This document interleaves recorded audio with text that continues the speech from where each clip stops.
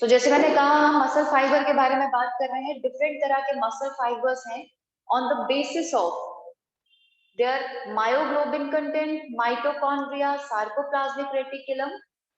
ठीक है, तो बच्चे ये हमारे पास कुछ फीचर्स है जिसके बेसिस पे हमारे पास ये दो मसल फाइबर बनाए गए, रेड मसल फाइबर और व्हाइट मसल फाइबर। तो मायोग्लोबिन कंटेंट के बेसिस पे देखते हैं कि इन दोनों मसल फाइबर पे क्या डिफरेंसेस है। तो बच्चे मायोग्लोबिन याद नहीं कि मसल पिगमेंट, ये मसल पिगमेंट है, हेमोग्लोबिन की तरह ही बेटा कह सकते हो आप, इसका फंक्शन है। स्ट्रक्चर में थोड़ा सा डिफरेंट रहेगा and yes it has high affinity for oxygen, जिसकी वजह से ये स्टोरेज एबिलिटी रखता है ऑक्सीजन के लिए। हेमोग्लोबिन के कंपैरिजन में ऑक्सीजन को ये ज्यादा अच्छे से बाइंड कर पाता है और बच्चे ये ऑक्सीजन को स्टोर भी करता है ताकि मसल कॉन्ट्रैक्शन के लिए इमीडिएट ऑक्सीजन मिल सके। तो बच्चे रेड मसल फाइबर में मायोग्लोबिन कंटेंट जो है वो बहुत ही हाई रहता है, जिसकी वजह से बच्चे ये red muscle fibre dark red देखने में होते हैं और white muscle fibre has poor और low content of myoglobin in comparison to red muscle fibres, जिसकी वजह से ये पेल रेड कलर के होते हैं, बहुत ज्यादा डार्क रेड नहीं होते। दूसरा, red muscle fibres has large number of mitochondria, large number of mitochondria they have, whereas white muscles have low count of mitochondria as compared to red muscle fiber. And we'll talk about sarcoplasmic reticulum. यहाँ पे कुछ opposite aspect देखने को मिलेगा। Sarcoplasmic reticulum is low in case of red muscles, whereas it is high in comparison in case of white muscles. जिसकी वजह से बच्चे ये दोनों कॉन्ट्रैक्शन में भी बहुत डिफरेंट अरेंजमेंट शो करते हैं। अगर मैं कॉन्ट्रैक्शन की बात करूं तो रेड मसल फाइबर जो है this shows long, slow and sustained contraction. तो बच्चे slow and sustained contraction show करते हैं, यानी कि स्लोली कॉन्ट्रैक्शन कंप्लीट होगा पर वो काफी देर के लिए सस्टेन करेगा। ठीक है, तो बच्चे whereas white muscle fibers they shows fast contraction जो सस्टेन्ड नहीं होती है। इसका सस्टेनेंस जो है व्हाइट मसल फाइबर्स के केस में, जो कॉन्ट्रैक्शन का सस्टेनेंस जो है बेटा वो बहुत ही ज्यादा लो होता है। ठीक है, तो बच्चे अब कॉन्ट्रैक्शन पैटर्न के एस्पेक्ट से अगर मैं बात करूं तो ये कहाँ पे लोकेटेड है, तो हमारे में एक्सटेंसर मसल्स है। जैसे कि अगर हम बात करें फ्लाइट मसल्स ऑफ बर्ड्स की भी, फ्लाइट मसल्स ऑफ बर्ड्स इनके केस में ये फ्लाइट के दौरान कॉन्ट्रैक्शन शो करते हैं जो काफी देर तक सस्टेन रहती है, जिसकी वजह से लॉन्ग फ्लाइट लेने में इनको ये मसल्स हेल्प करेंगे। और दूसरा white muscles, eye ball muscles, eye ball के मसल्स जो है कितनी फास्ट कॉन्ट्रैक्शन करते हैं, ट्विचिंग मूवमेंट शो करेंगे। तो बच्चे ये डिफरेंट मसल्स जो हैं ये बॉडी में एग्जिस्ट करते हैं। ठीक है, डिफरेंट मायोग्लोबिन कंटेंट के साथ, डिफरेंट माइटोकॉन्ड्रिया नंबर के साथ और different arrangements of sarcoplasmic reticulum के साथ।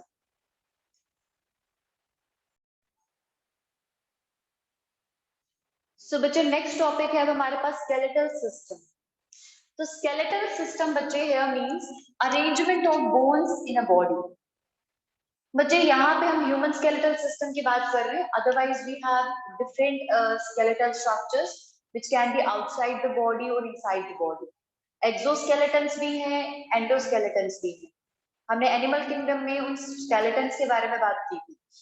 सो बच्चे अब skeletal system means arrangement of bones in case of humans. हम बोन्स के अरेंजमेंट के बारे में बात करेंगे कि कौन कौन सी बोन्स हैं, कितनी बोन्स है, वो किस तरीके से बॉडी में अरेंज रहती है। ठीक है, सो बच्चे in total we have nearly 206 bones which actually form skeletal system in adults. तो 206 बोन्स जिनका अकाउंट हमें चाहिए कि ये बोन्स कहाँ कहाँ पे है। तो बच्चे इन बोन्स के बारे में जानने से पहले एक बार हम इस स्केलेटल सिस्टम को दो पार्ट्स में कैटेगराइज कर रहे हैं। एक वो स्केलेटल स्ट्रक्चर सिस्टम जो सेंट्रल एक्सिस पे ऑर्गेनाइज है और दूसरा वो स्केलेटल सिस्टम जो पेरिफेरल एक्सिस पे होगा, लाइक आवर लिम्स, शोल्डर। ठीक है, तो दो टाइप के स्केलेटल सिस्टम है, axial skeleton and appendicular skeleton. Axial skeleton and appendicular skeleton.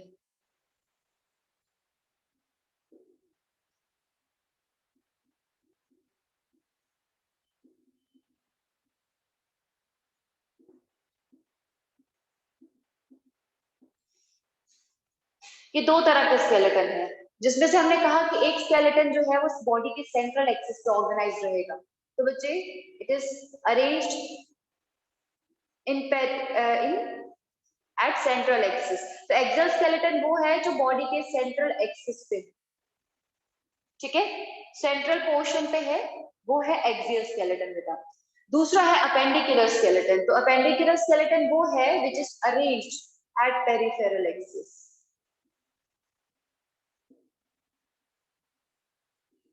Peripheral axis से अरेंज्ड, ठीक है। सो अपेंडिकुलर और एक्सियल स्केलेटन। अब इन दोनों में डिफरेंशियल अरेंजमेंट है बोन्स का। अब उन बोन्स के बारे में बात करते हैं कि किसका कितना काउंट किस जगह पे रहेगा। तो बच्चे एक्सियल स्केलेटन में भी हम nearly 80 bones, 80 bones axial skeleton में रहती है और 126 बोन्स अपेंडिकुलर स्केलेटन में, ठीक है। सो 126 बोन्स नंबर ज्यादा है, लेकिन वैरायटी ऑफ बोन्स जो है वो एक्सियल स्केलेटन में ज्यादा दिखेगी। तो number of bones appendicular skeleton में ज्यादा। तो इन दोनों स्केलेटन में सबसे पहले एक्सियल स्केलेटन ले रही हूँ, जो कि सेंट्रल एक्सिस से ऑर्गेनाइज है। तो कौन कौन से स्ट्रक्चर्स आ रहे हैं एक्सियल स्केलेटन में, एक बार वो बात करते हैं, फिर कैटेगराइज करते हैं अकॉर्डिंगली बोन नंबर्स के बेसिस पे। तो एक्सियल स्केलेटन में सबसे पहले जो स्ट्रक्चर है वो आएगा स्कल। स्कल पहला स्ट्रक्चर है, ये हमारा हेड रीजन जहाँ पे फेशियल बोन्स रहेंगी, हमारे पास क्रेनियल यानी कि ब्रेन बॉक्स रहेगा, ये सारा स्ट्रक्चर जो है ये स्कल है। उसके बाद दूसरा स्ट्रक्चर हमारे पास जो रहेगा वो है स्टर्नम। स्टर्नम यानी कि चेस्ट बोन, चेस्ट बोन रहेगा। उसके बाद third vertebral column, vertebral column जिसे बैकबोन कहते हो वो है, और लास्ट है रिब्स जो रिब केज बनाता है। तो ये चार स्ट्रक्चर्स है जो कि एक्सियल स्केलेटन का हिस्सा है, स्कल, स्टर्नम, रिब्स और वर्टिब्रल कॉलम। जिसमें से स्कल में कुछ बोन्स रहेगी, स्कल में हमारे पास 29 बोन्स इन टोटल, ठीक है, क्योंकि फेशियल बोन्स भी हैं, एयर ऑसिकल्स भी हैं, सब आएंगे इसमें। उसके बाद स्टर्नम, स्टर्नम जो है बच्चे ये एक सिंगल बोन रहती है, चेस्ट बोन है, वर्टिब्रल कॉलम बैक में रहेगा, स्टर्नम जो है वो चेस्ट रीजन में रहता है। वर्टिब्रल कॉलम, वर्टिब्रल कॉलम में we have 26 bones and ribs have 24 bones, like up 12 pairs भी कह सकते हो, ठीक है। सो बच्चे ये है हमारे पास टोटल नंबर ऑफ बोन्स, ठीक है। अगर आप इसे काउंट करके देखो तो ये बनती है नियरली 80 बोन्स। तो बच्चे अब एक एक करके ये सारे स्ट्रक्चर्स लेंगे, स्कल, स्टर्नम, वर्टिब्रल कॉलम और रिब्स। तो एक्सियल स्केलेटन में चार स्ट्रक्चर्स है, जिसमें से स्कल में 29 बोन्स है, वर्टिब्रल कॉलम में 26, रिब्स में 24 और अल्टीमेटली स्टर्नम जिसमें टोटल एक ही बोन रहेगी, ठीक है। सो सबसे पहले बात करते हैं स्कल की, ठीक है। तो स्कल की बात करते हैं, सबसे पहला स्ट्रक्चर है स्कल।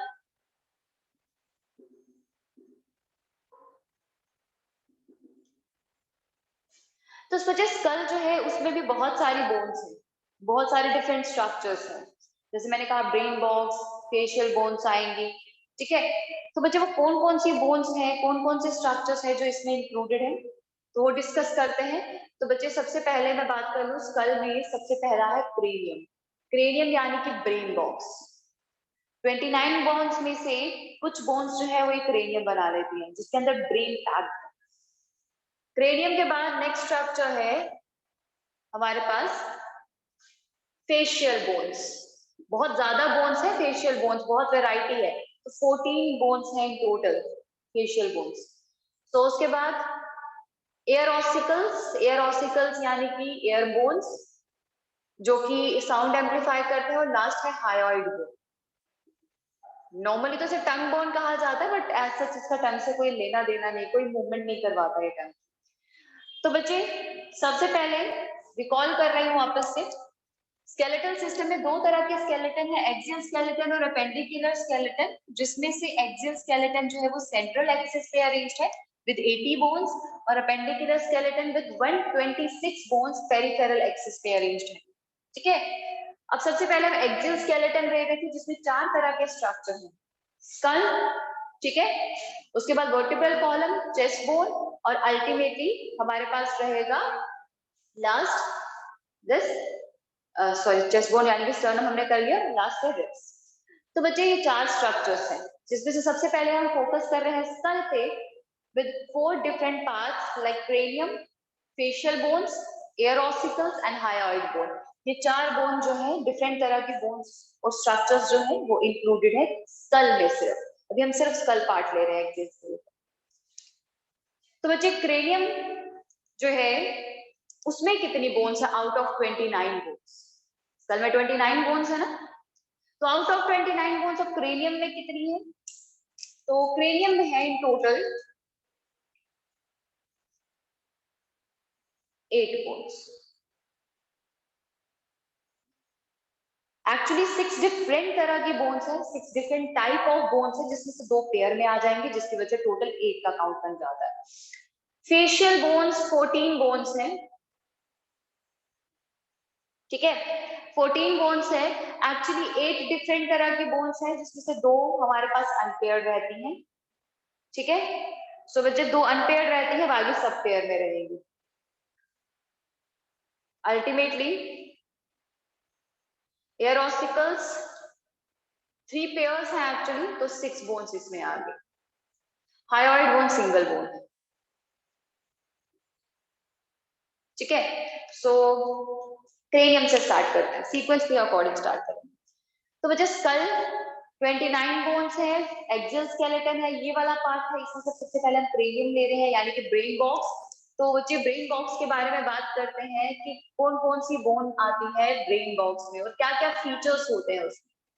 तो cranium is a structure with in total 8 bones, तो टोटल 8 बोन्स रहेंगी। अब कौन कौन सी बोन्स हैं? तो सबसे पहली बोन है फ्रंटल बोन। सबसे पहली बोन है frontal bone. This frontal bone forms the forehead portion. ये फ्रंटल बोन जो है वो फोरहेड बनाता है, तो दिस पोर्शन जो आपको दिख रहा है ये फ्रंटल बोन का है। तो बच्चे frontal bone has nearly a single bone, ठीक है, and forms the forehead.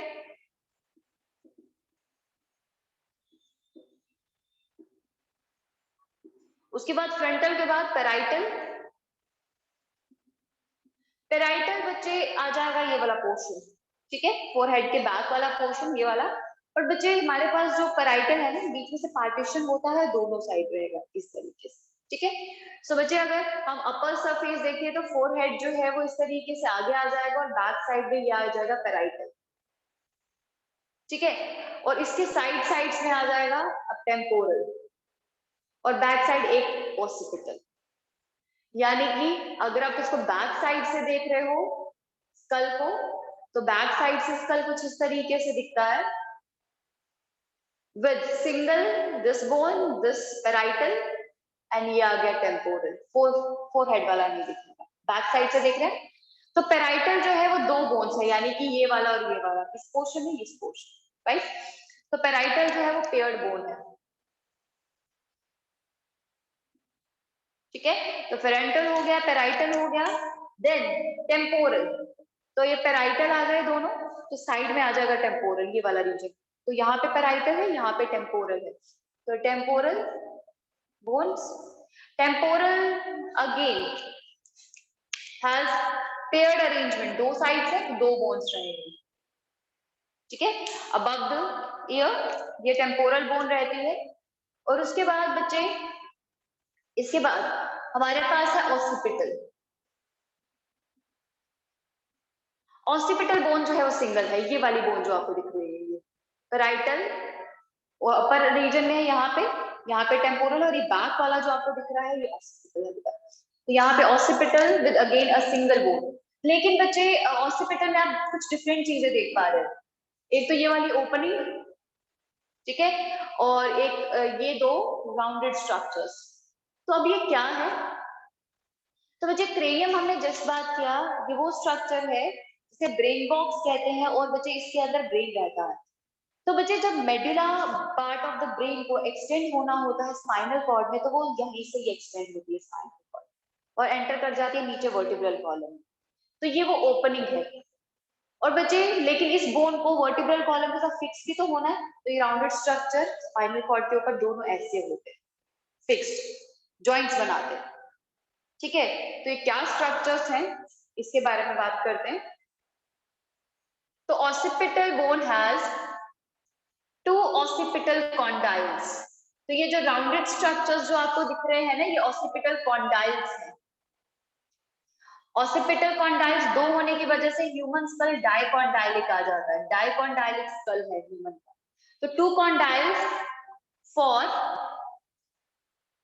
Attachment to vertebral column, vertebral column के साथ स्कल को जोड़ने के लिए, यानी कि एक्सियल स्केलेटन के दूसरे स्ट्रक्चर के साथ को जोड़ने के लिए बच्चे अल्टीमेटली हमें ये दो कॉन्डाइल्स चाहिए होते हैं। और दूसरा स्ट्रक्चर, ये जो ओपनिंग दिख रही है बॉडी की ओपनिंग, को फोरामेन कहा जाता है। तो बच्चे इसमें ये सबसे बड़ा फोरामेन है। तो बच्चे it has foramen magnum, body का सबसे बड़ी ओपनिंग है बेटा ये foramen magnum. Foramen magnum for passage of spinal cord, spinal cord के पैसेज के लिए, ताकि वो वर्टिब्रल कॉलम में एंटर कर सके। तो ये दो स्ट्रक्चर है जो ऑसिपिटल रीजन में रहते हैं, occipital condyles and foramen magnum, body का सबसे बड़ा फोरामेन है ये बेटा, ठीक है। तो ये हो गई 4 बोन्स। इन टोटल देखा जाए तो हमारे पास आ गई 6 बोन्स। अभी भी 2 बोन्स हैं, लेकिन वो 2 बोन्स बच्चे नॉर्मली बाहर नहीं दिखती, वो थोड़ा अंदर के साइड होती है, स्कल के अंदर की साइड, जिसमें से सबसे पहली बोन मैं लिख रही हूँ स्फीनॉइड। तो स्फीनॉइड बोन जो है बच्चे, उसमें क्या होता है, एक सिंगल बोन है, और इसकी एक प्रॉपर्टी है बेटा, ब्रेन में ग्लैंड होता है ना, पिट्यूटरी ग्लैंड, उसको अकोमोडेट करने के लिए इस बोन में छोटा सा डिप्रेशन होगा, बिल्कुल सैडल जैसा कर्व, ताकि पिट्यूटरी ग्लैंड इसमें फिक्स हो सके इस तरीके से। तो पिट्यूटरी ग्लैंड ये है, ठीक है। तो पिट्यूटरी ग्लैंड को फिट करने के लिए इसमें यहाँ पे इस तरीके से डिप्रेशन रहेगा इस बोन में, लाइक दिस, इसके अंदर डिप्रेशन कैविटी होती है, ठीक है। तो sphenoid bone has saddle like structure, जिसे सेला टर्किका कहा जाता है, saddle like sella turcica, to accommodate pituitary, pituitary को अकोमोडेट करने के लिए, ठीक है। और लास्ट बोन है यहाँ पे, मैं इस साइड लिख रही हूँ इथमॉइड, इथमॉइड बोन है बेटा।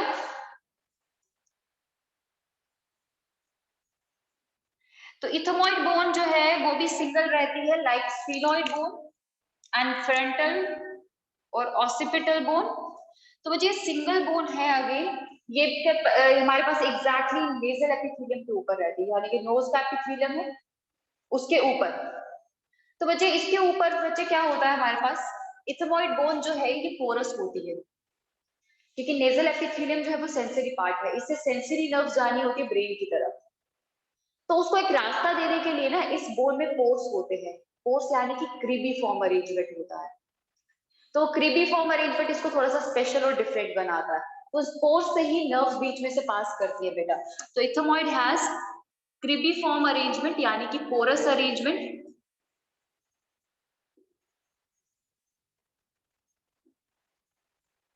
for passage of olfactory nerves,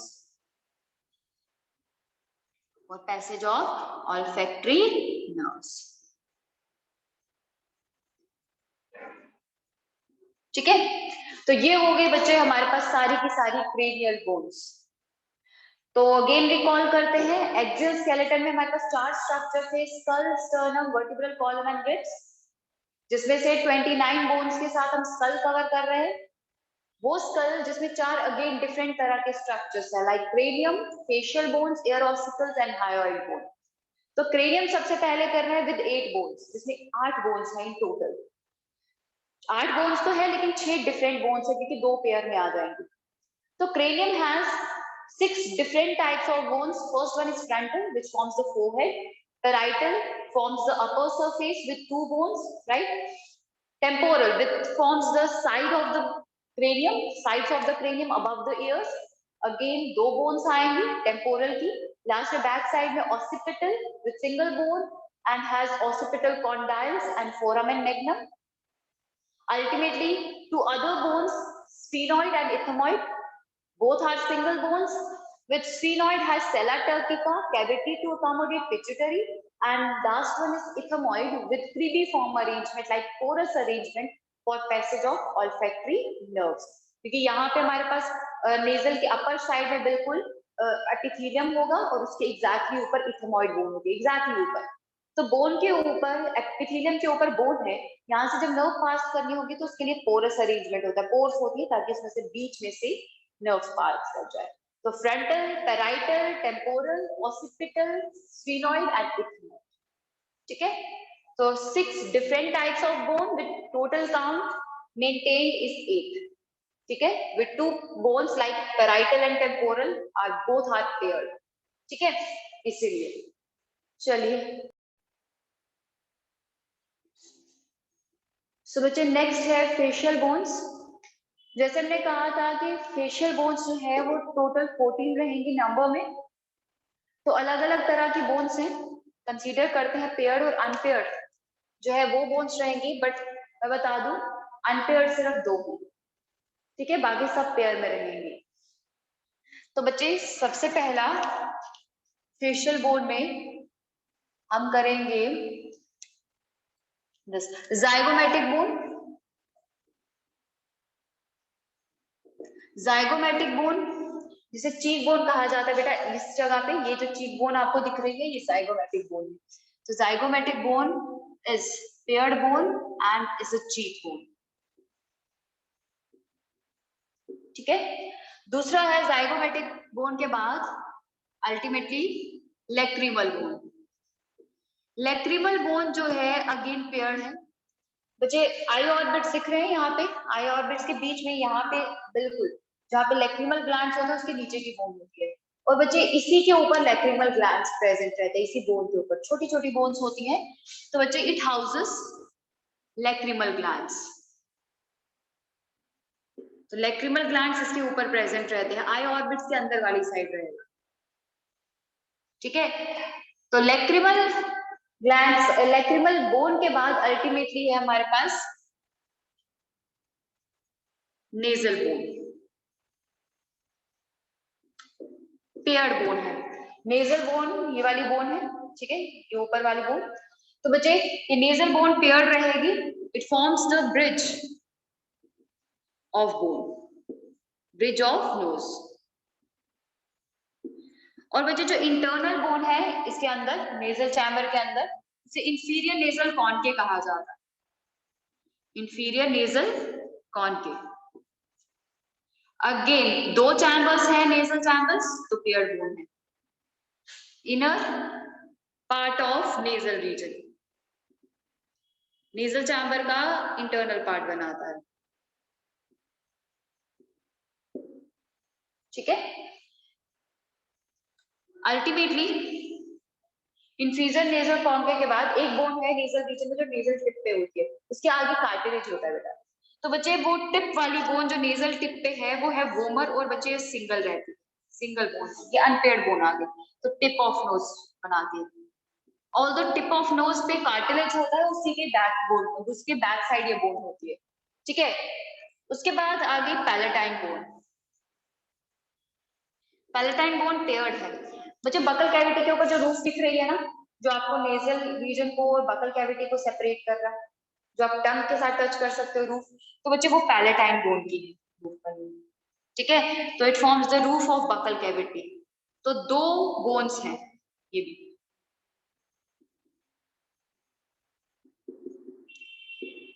ठीक है।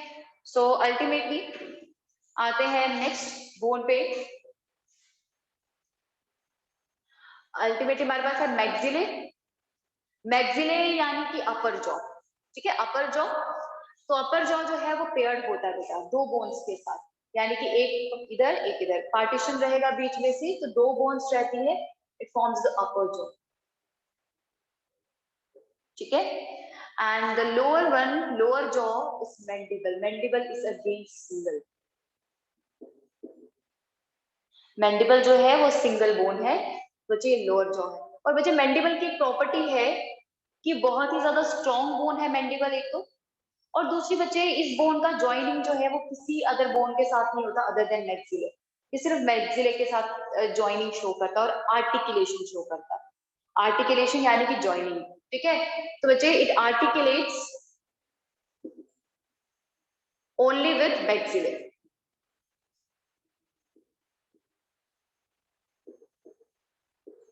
सो mandible and vomer unpaired bones आ गई है, ठीक है। सो दोबारा रिकॉल करते हैं, जाइगोमैटिक बोन चीक बोन है, दोनों साइड रहेगी, देन लैक्रिमल बोन जो आई ऑर्बिट्स के अंदर रहती है, नेजल बोन इंटरनल चैम्बर में, नेजल इंफीरियर नेजल कॉन की नेजल टिप पे वोमर, सिंगल बोन आ गई अभी। उसके बाद palatine the roof of buccal cavity बनाता है, देन मैक्सिले दो बोन्स पैलेटाइन के साथ, उसके बाद ultimately maxillae single bone, sorry mandible single bone. तो बच्चे इस तरीके से टोटल हमारे पास आ गई 14 बोन्स। अगर आप खुद देखो तो हमारे पास 8 स्ट्रक्चर्स है, 8 डिफरेंट तरह की बोन्स है, जिसमें से 6 बोन्स जो है इंक्लूडिंग मैक्सिले वो पेयर्ड बोन्स है, सिर्फ वोमर और मैंडिबल जो है वो सिंगल थी। तो zygomatic, lacrimal, nasal bone, inferior nasal concha के and vomer, palatine, maxillae and mandible. So these all are facial bones बेटा, ठीक है। तो यहां से कंप्लीट हुई 14 फेशियल बोन्स। तो हमने क्रेनियम के बारे में बात की है एंड फेशियल बोन्स के बारे में बात की है। अल्टीमेटली नेक्स्ट है एयर ऑसिकल्स। एयर ऑसिकल्स जो 6 है टोटल काउंट में, यानी कि 3 पेयर्स हैं, तो 6 बोन्स। तो बच्चे 3 डिफरेंट टाइप ऑफ बोन्स हैं, और तीनों different type of bones pair of air में प्रेजेंट रहेंगी, 3 बोन हर एक एयर में रहेगी। सो हमारे पास 3 बोन्स है, मैलिस, इंकस एंड स्टेपस। इसका कुछ स्ट्रक्चरल अरेंजमेंट है जो हम करेंगे नेक्स्ट चैप्टर में जब सेंसरी ऑर्गन्स डील करते हैं। तो मैलिस 2 बोन्स हैं, इंकस 2 बोन्स हैं, हर एक एयर में एक एक, और स्टेपिस जो सबसे छोटी बोन होती है, smallest bone of the body, वो भी पेयर में, ठीक है। सो बच्चे मैलिस को हैमर शेप, इंकस को एंगल शेप और स्टेपिस को स्टरअप शेप कहा जाता है। तो इन शेप्स को जस्ट एक मैं ड्रॉ करूंगी और फर्दर अकाउंट जो है वो नर्वस कंट्रोल एंड कोऑर्डिनेशन में हम लेंगे तो डिटेल में। तो इस तरीके का स्ट्रक्चर है बेटा बोन्स का।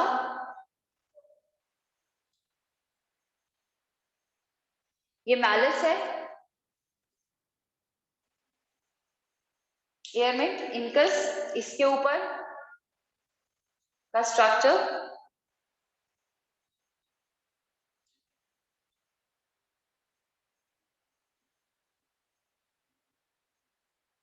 इस तरीके से आ गया इंकस,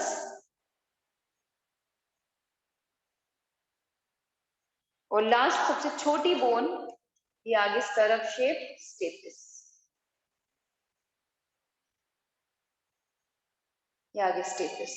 तो ये 3 तरह के बोन्स आपस में जुड़ी है, जॉइंटेड है बेटा। तो ऐसा स्ट्रक्चर रहता है हेयर ऑसिकल्स का।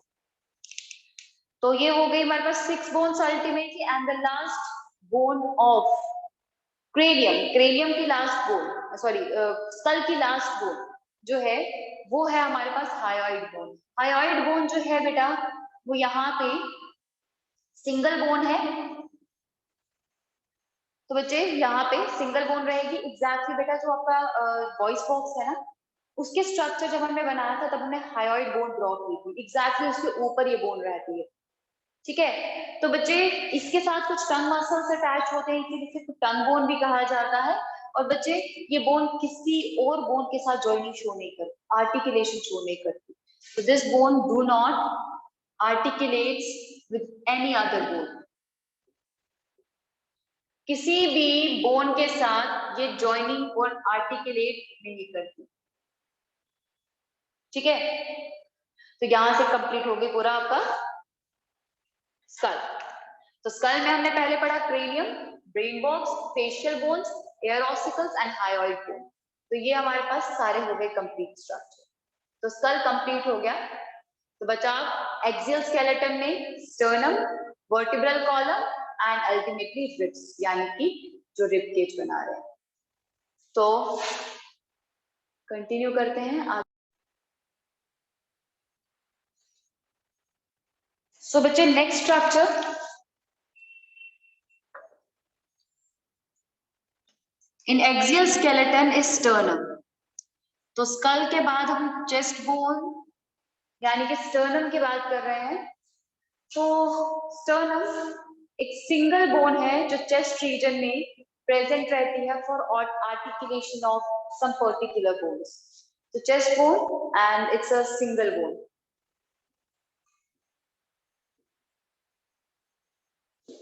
Hyoid bone is a part of cranium, single है वो भी, पर वो क्रेनियम का पार्ट, सॉरी स्कल का पार्ट है। तो स्कल का पार्ट है, स्टर्नम का नहीं। स्टर्नम जो है वो एक्सियल स्केलेटन का पार्ट है, लाइक स्कल। तो स्टर्नम का स्ट्रक्चर बच्चे कुछ इस तरीके से रहता है।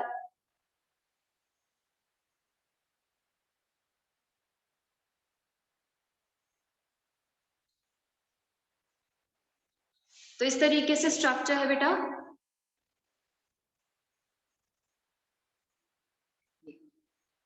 ये है स्टर्नम का स्ट्रक्चर, जिसमें से 3 रीजन्स आते हैं स्टर्नम में। सबसे पहला तो मैन्यूब्रियम, मैन्यूब्रियम या पर वाला रीजन। दूसरा रीजन है बॉडी, और तीसरा रीजन जो लास्ट में कार्टिलेजिनस भी होता है, इसे कहा जाता है साइफॉइड प्रोसेस। साइफॉइड प्रोसेस, ये 3 रीजन्स होते हैं इस स्ट्रक्चर में। और बच्चे स्टर्नम जो है ये एक ऐसा रीजन है जहां पे आके बहुत सारी बोन्स जुड़ती हैं।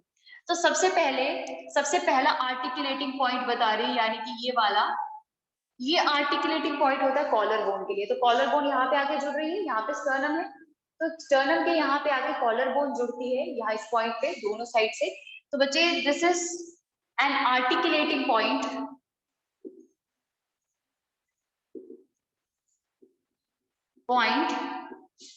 For clavicle. Clavicle is the collar bone. तो कॉलर बोन के लिए ये आर्टिकुलेटिंग पॉइंट है। तो कॉलर बोन यहाँ पे आके जुड़ती है, फिर यहाँ पे जुड़ती है। यहाँ पे किसके साथ जुड़ेगी वो आगे बात करते हैं, बट यहाँ पे स्टर्नम के साथ जुड़ेगी। Ultimately we have 7 more articulating points here, like this 1 2 this 3 third region, this 4th 5th 6th and the 7th. तो 7 pair of ribs के लिए 7 articulating regions। और बच्चे रिब्स में तो हमने लिखा 24 बोन्स, यानी कि 12 पेयर्स आप कह सकते हो। तो 7 आर्टिकुलेटिंग पॉइंट, तो हमारे पास 7 आर्टिकुलेटिंग पॉइंट इसलिए है क्योंकि रिब्स में भी वेराइटी है, वो अपनी आर्टिकुलेशन को लेकर थोड़ा डिफरेंट पैटर्न भी शो करती है। So the first, this particular first socket is for articulation of first rib. तो इसका पेयर जो है वो यहाँ पे जुड़ेगा, and this is for articulation of seventh rib. तो सेवंथ रिब का आर्टिकुलेशन पॉइंट है, ठीक है। सो ये है हमारे पास स्टर्नम, जो बहुत सारी बोन्स को जोड़ने में हेल्प करता है, ठीक है। तो स्टर्नम हुआ यहां से complete. Now let's talk about ribs. अब रिब्स का फिगर आउट करते हैं कि रिब्स में क्या अरेंजमेंट है। थर्ड स्ट्रक्चर है ribs. Ribs forms the 12 pairs, यानी कि 24 bones of the axial skeleton. Axial skeleton में 24 बोन्स का कंट्रीब्यूशन रिब्स का आता है, जिसमें से हमारे पास रिब्स जो है उन्हें कोस्टल बोन्स भी कहा जाता है। They are also called as costal bones. और बच्चे कोस्टल बोन्स में हमने ये भी बात की थी, इनके एंड्स में एक कार्टिलेज होता है called as costal cartilage.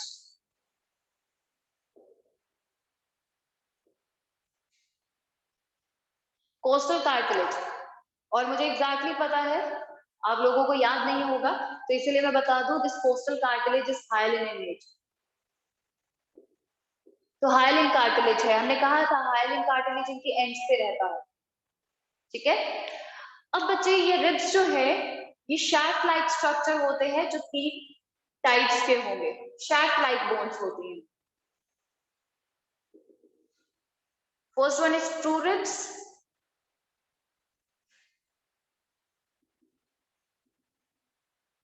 True ribs सबसे पहली, तो ट्रू रिब्स जो है इन्हें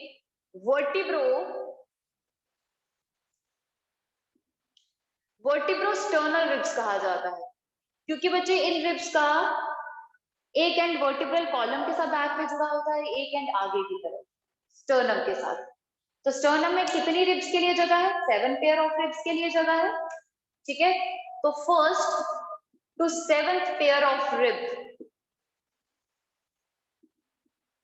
रिब्स हमारे पास ट्रू रिब्स होती है। तो बच्चे उसका अरेंजमेंट कुछ इस तरीके से, अगर ये स्टर्नम है ना, तो स्टर्नम में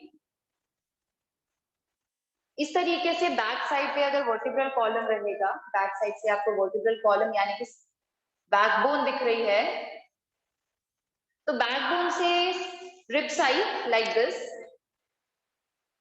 वो जुड़ गई यहां पे, ठीक है। दूसरी रिब आई, वो जुड़ गई नीचे इसके साथ।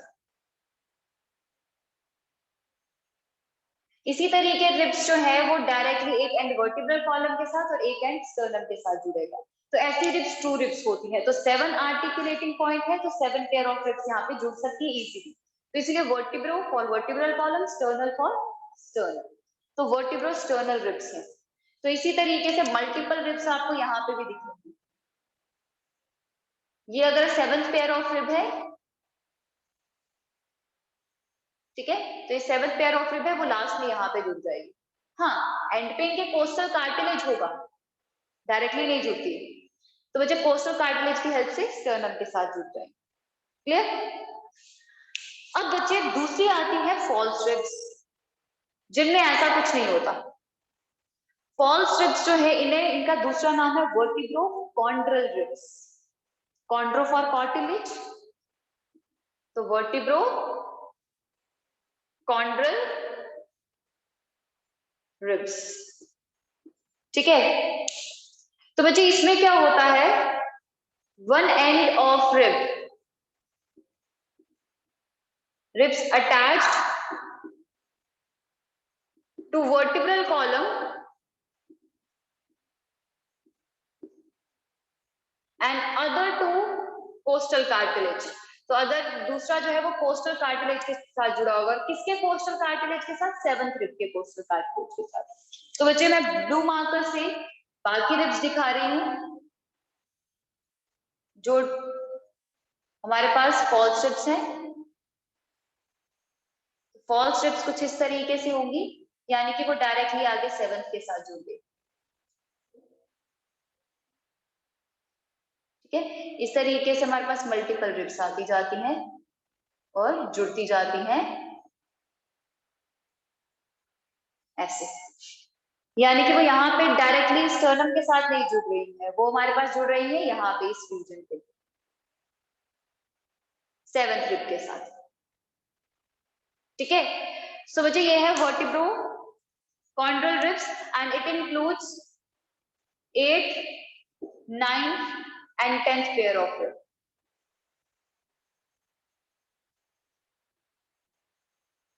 और लास्ट है फ्लोटिंग रिब्स।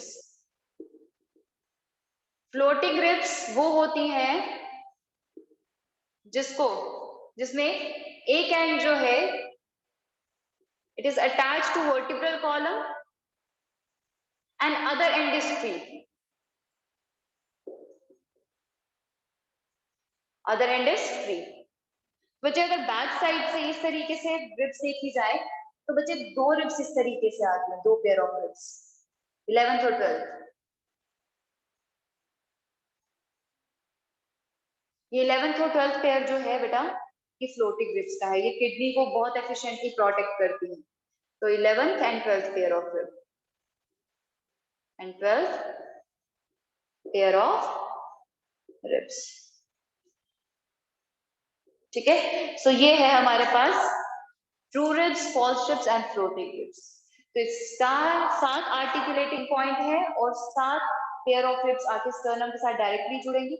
हमारे पास 12 की 12 रिब्स जो है आप खुद देख रहे हो वर्टिब्रल कॉलम के साथ जुड़ी है 12 पेयर्स, बट सिर्फ 7 पेयर्स डायरेक्टली स्टर्नम के साथ जुड़ेंगे।